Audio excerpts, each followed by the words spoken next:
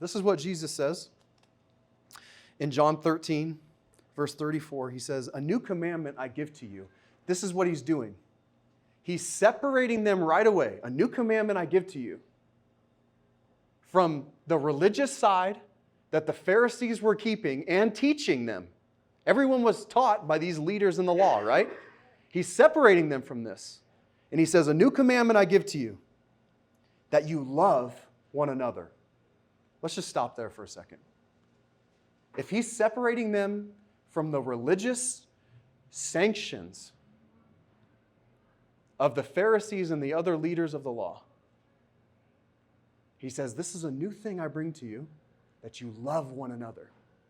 What is he saying about the religious people? They weren't loving. He says that to them, actually, if you go through the gospel, he says that to them over and over again. He says, "You keep the weightier things of the law, and yet you have forgot about the basic things of the law: love and mercy and grace." That's God's heart. And so he says, "A new commandment I give to you, that you love one another as I have loved you, that you also, as I have loved you, that you also love one another. But by this, all will know that you are my disciples." By this, if you have love for one another.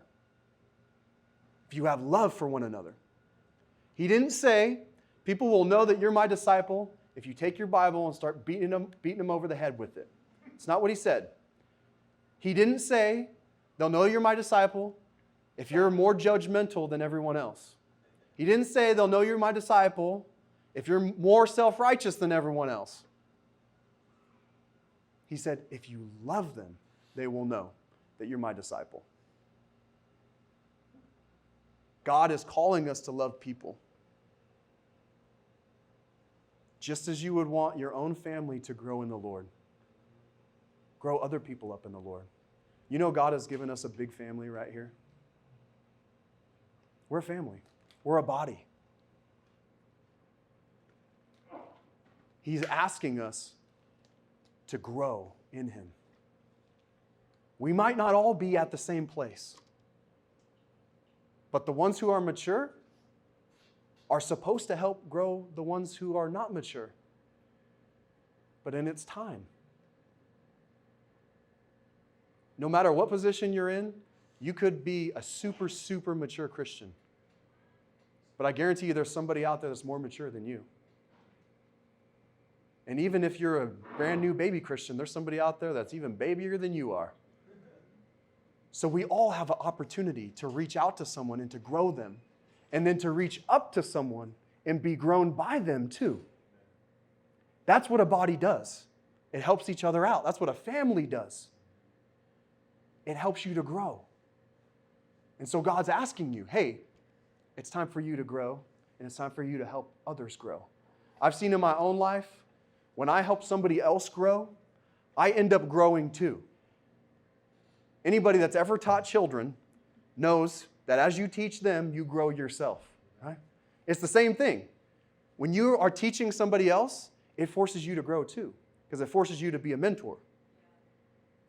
It forces you to get stronger.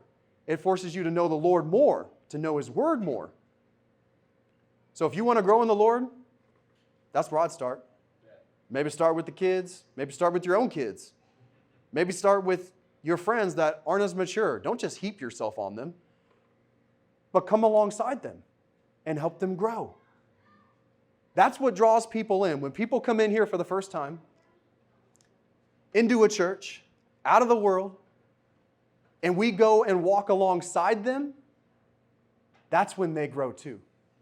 When they feel they have a community and a family that they've been searching for, that's when they grow too. That's what God desires of us. When we're self-righteous and cut off from the rest of the church and from the rest of the body, we're alone. On that island, not helping anyone and not receiving help from anyone. But God tells us this.